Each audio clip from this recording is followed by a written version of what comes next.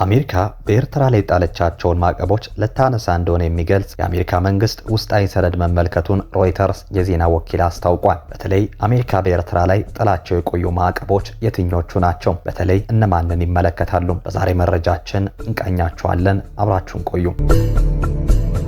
አሜሪካ በኤርትራ ላይ ጣለቻቸውን ማዕቀቦች ልታነሳ እንደሆነ የሚገልጽ የአሜሪካ መንግስት ውስጣዊ ሰነድ መመልከቱን ሮይተርስ የዜና ወኪል አስታውቋል። የአሜሪካ ውሳኔ ከአስመራ ጋር ያላትን ግንኙነት ለማሻሻልና ኢትዮጵያ ከኤርትራ ጋር ወደ ጦርነት እንዳትገባ መልእክት ለማስተላለፍ ያለመ ነው ሲሉ ተንታኞች መናገራቸውን የዜና ወኪሉ ዘገባ ያመላክታል። አሜሪካ በኤርትራ ላይ ጣለቻቸውን ማዕቀቦች የምታነሳ ከሆነ ኢትዮጵያ የባህር በር ለማግኘት ልትወስድ የምትችለውን የኃይል እርምጃ እንደማትደግፍ መልእክት የሚያስተላልፍ መሆኑን በአፍሪካ ቀንድ ያሉ ዲፕሎማቶች መናገራቸውን ሮይተርስ ጠቅሷል። አሜሪካና ኤርትራ ዲፕሎማሲያዊ ግንኙነት የመሰረቱት ኤርትራ ከኢትዮጵያ ነጻ ሀገር መሆኗን ማወጇን ተከትሎ በአውሮፓውያን አቆጣጠር 1993 ገደማ ነበር። በኤርትራ ተቃዋሚ ፖለቲከኞች ላይ የሚደርሰው እንግልት፣ የነጻ መገናኛ ብዙሃን አፈና፣ የተለያዩ ሃይማኖቶች ተከታዮች የሚገጥማቸው ጫና እንዲሁም የሰብአዊ መብት ጥሰቶች የዋሽንግተንና የአስመራን ግንኙነት እንዳሻከሩት የአሜሪካ የውጭ ጉዳይ መስሪያ ቤት በድረገጹ አስፍሯል። በትግራይ ጦርነት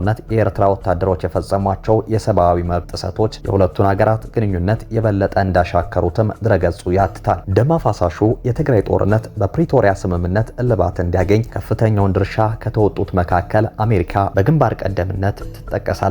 ለአስርታት በጠላትነት ሲተያዩ የቆዩት ኢትዮጵያና ኤርትራ ጠቅላይ ሚኒስትር አብይ አህመድ ወደ ስልጣን ሲመጡ ከፍተኛ ለውጥ ቢያሳይም በአጭር ጊዜ ውስጥ ተበላሽቶ ኢትዮጵያ የባህር በር ይገባኛል ጥያቄ በማንሳቷ የሁለቱ ሀገራት ውጥረት ተባብሷል። በፕሬዝዳንት ዶናልድ ትራምፕ የመጀመሪያ የስልጣን ዘመን ላይ ኢትዮጵያና ኤርትራ ግንኙነታቸውን ማደሳቸውን አሜሪካ ስታሞግስ ነበር። ከፕሪቶሪያ ስምምነት ወዲህ ግን የሁለቱ ሀገራት መቃቃር የጦርነት ስጋት እስከ መጫር የደረሰ ሆኗል። ሮይተርስ ያወጣው ዘገባ ኢትዮጵያና ኤርትራ አንዳቸው በሌላቸው ውስጣዊ ጉዳይ ላይ ባላቸው አለመረጋጋት የሚፈጠር ተሳትፎ የተነሳ ማሳሰቢያ እንደተሰጣቸው ይጠቁማል። ከአንድ ሳምንት በፊት ዎል ስትሪት ጆርናል የፕሬዝዳንት ዶናልድ ትራምፕ አስተዳደር አሜሪካ ከኤርትራ ጋር ያላትን ግንኙነት ለማሻሻል እያሰበች መሆኑን የሀገሪቱን ባለስልጣናቱን ጠቅሶ ዘግቦ ነበር።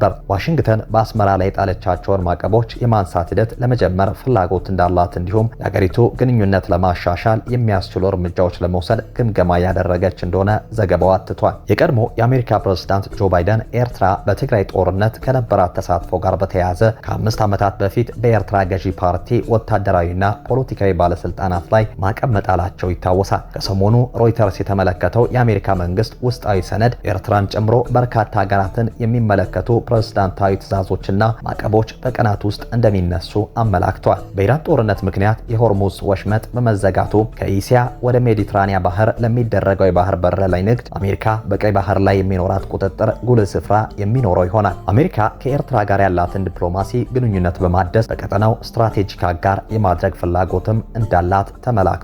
አሜሪካ በኤርትራ ላይ ጣለቻቸው ማዕቀቦች መነሳት የሰብአዊ መብት ተሟጋቾችን ንቀፌታ አስከትሏል። የዎል ስትሪት ጆርናል ዘገባን ተከትሎ በኤርትራ ባለው የሰብአዊ መብት አያያዝና በቀጠናው በሚካሄዱ ግጭቶች ውስጥ ባላት ሚና የተነሳ የተለያዩ ወገኖች አሜሪካ ማዕቀቦችን ለማንሳት ማሰቧን የሚቃወሙ ትችቶችን ሰንዝሯል። ይህንንም ተከትሎ በዋሽንግተን የሚገኘው የኤርትራ ኤምባሲ በአሜሪካና በኤርትራ መካከል ባለው ግንኙነት መሻሻል ላይ የሚሰጡ አሉታዊ አስተያየቶችን የሚተች መግለጫ አውጥቷል። ከዚህ ቀድሞ ግን የኤርትራ መንግስት አሜሪካን በጽኑ በመተቸትና በማውገዝ ይታወቃል። በአውሮፓውያኑ 1995 የቀድሞ የአሜሪካ ፕሬዝዳንት ቢል ክሊንተን የኤርትራው ፕሬዝዳንት ኢሳያስ አፈወርቂን ሲያስተናግዱ በአዲሱ የአፍሪካ ትውልድ ተስፋ ከተጣለባቸው መሪዎች አንዱ ሲሉ ነበር የገለጿቸው። የኢትዮ ኤርትራ ጦርነት መነሳቱን ተከትሎ የአሜሪካና የኤርትራ ግንኙነት ሻክሯል። ፕሬዝዳንት ኢሳያስን የተቃወሙና የተቹ ከፍተኛ የሀገሪቱ ባለስልጣናትና ጋዜጠኞች መታሰር የሁለቱን ሀገራት ግንኙነት የበለጠ አጠልሽቷል። በአውሮፓውያኑ 2001 በአስመራ ሁለት ኤርትራውያን የአሜሪካ ኤምባሲ ሰራተኞች መታሰራቸው ደግሞ መቃቃሩን አባብሶታል። አሜሪካ የኢትዮ ኤርትራን ጦርነት በማስቆም እንዲሁም በአልጀርስ ስምምነት ጉልህ ድርሻ የነበራት ሀገር ብትሆንም የአስመራና የዋሽንግተን ግንኙነት ለዓመታት ሳይሻሻል ዘልቋል። የአሜሪካ የውጭ ጉዳይ መስሪያ ቤት በድረገጹ ባሰፈረው ጽሑፍ መሰረት ከሰሜን ኢትዮጵያ ጦርነት ጋር በተያያዘ በአውሮፓውያኑ 2021 በኤርትራ ተቋማትና ግለሰቦች ላይ ማዕቀቦች ተጥለዋል። ፕሬዚዳንታዊ ትዕዛዝ ኢኦ 13818 እና 14046 በተሰኙ ትዕዛዞች አማካኝነት በኢትዮጵያ ውስጥ ከተፈጸሙ የሰብአዊ መብት ጥሰቶች ጋር በተያያዘ ማዕቀቦች መጣላቸው ተገልጿል። የአሜሪካ ፍላጎት ኤርትራ ቀጠናዊ መረጋጋት እንዳታውክ መከላከል፣ አገሪቱ ዲሞክራሲን ወዳማከለ የፖለቲካ ስርዓት እንድትሻገር ማስቻል፣ የሃይማኖት ነጻነትን ጨምሮ ሰብአዊ መብቶችን ማስከበር እንዲሁም የምጣኔ ሀብት እድገትን ማረጋገጥ እንደሆነ ድረገጹ ከ4 ዓመታት በፊት ያወጣው ጽሑፍ ይጠቁማል። በአውሮፓውያኑ ታህሳስ 2021 የአሜሪካ መንግስት በኤርትራ ገዢ ፓርቲ ህዝባዊ ግንባር ለዲሞክራሲና ለፍትህ ህግደፍ እንዲሁም ከፓርቲው ጋር ትስስር ባላቸው ህድር ትረስት እና ሬድሲ ትሬዲንግ ኮርፖሬሽን ላይ ማዕቀብ ጥሏል። በተጨማሪም በኤርትራ መከላከያ ኃይልና በሁለተኛ ከፍተኛ የኤርትራ ባለስልጣናት ላይ እቀባ ተጥሏል። ከ25 ዓመታት በፊት የተቋቋመው ህድር ትረስት የተባለው ድርጅት በኤርትራ ገዢ ፓርቲ ህግደፍ የተመሰረቱ ሁሉንም የንግድ ተቋማትን በስሩ ያቀፈ ነው። በማዕቀብ ውሳኔ ውስጥ የተካተተውም የገዢው ፓርቲ ፖለቲካዊ አንድ ክፍል ወይም መጠቀሚያ በመሆን በኤርትራ መንግስት ወይም በፓርቲው የባለቤትነት ቁጥጥር ስር በመሆኑ ነው። ሬድሲ ትሬዲንግ ኮርፖሬሽን የህግደፍን ንብረቶችንና ገንዘብ የሚያስተዳድር ሲሆን ለፓርቲው ገንዘብ የሚያቀርብና የንግድ ድጋፍ የሚሰጥም ነው። ኮርፖሬሽኑ ማዕቀብ ውስጥ የተካተተው በኤርትራ ገዢ ፓርቲ ህግደፍ የመጣኔ ሀብት አማካሪ ሀጎስ ገብረ ህይወት ወልደ ክዳን ወይም ደግሞ ገብረ ህይወት ባለቤትነት ወይም ቁጥጥር ስር ያለ በመሆኑ ነው። በአውሮፓውያኑ ግንቦት 2021 ላይ የአሜሪካ መንግስት ከትግራይ ጦርነት ጋር በተያያዘ ስልጣን ላይ ያሉና ቀድሞ ባለስልጣን የነበሩ ኤርትራውያን ላይ የቪዛ ማዕቀብ እንደሚጥል አስታውቋል። በተባበሩት መንግስታት የኤርትራ ቋሚ ተወካይ አምባሳደር ሶፊያ ተስፈ ማርያም ማዕቀቡን ህገወጥና ፖለቲካዊ ዓላማ ያለው ሲሉ ኮንነውት ነበር። ለመሆኑ የአሜሪካ እቀባ ያነጣጠረባቸው እነማን ናቸው? የአሜሪካ መንግስት ማዕቀብ የጣለው በ4 የኤርትራ ተቋማትና በ2 ኤርትራውያን ባለስልጣናት ላይ ነው። የአሜሪካ ግምጃ ቤቱ በወቅቱ በድረገጹ ባወጣው ጽሑፍ ላይ እንዳሰፈረው በፕሬዝዳንት ትዕዛዝ 14046 አማካኝነት ኤርትራውያን ተቋማትና ግለሰቦች ማዕቀብ የተጣለባቸው ለኢትዮጵያ ደህንነትና አንድነት ስጋት በመደቀናቸው ነው። ባለስልጣናቱ የኤርትራ ብሔራዊ ደህንነት ኃላፊ ብርጋዴር ጀነራል አብርሃ ካሳ ነማርያም ወይም ካሳና የኤርትራ ገዢ ፓርቲ የመጣኔ ሀብት አማካሪ ሀጎስ ገብረ ህይወት ወልደ ኪዳን ናቸው። የአሜሪካ ግምጃ ቤት በአውሮፓውያኑ 2021 ባወጣው ጽሑፍ ማዕቀቡ በቀጠናው በመቶ ሺህ የሚቆጠሩ ሰዎችን ቀውስ ውስጥ የከተቱ አካላትን ኢላማ እንዳደረገ አስታውቋል። በጽሑፉ ላይ የኤርትራ ኃይሎች በግጭት ውስጥ በኢትዮጵያ በጭፍጨፋ በዘርፊያና በወሲባዊ ጥቃት ተጠያቂ ናቸው ብሏል። የኤርትራ መከላከያ ኃይል ላይ ማዕቀብ የተጣለው በዘርፊያ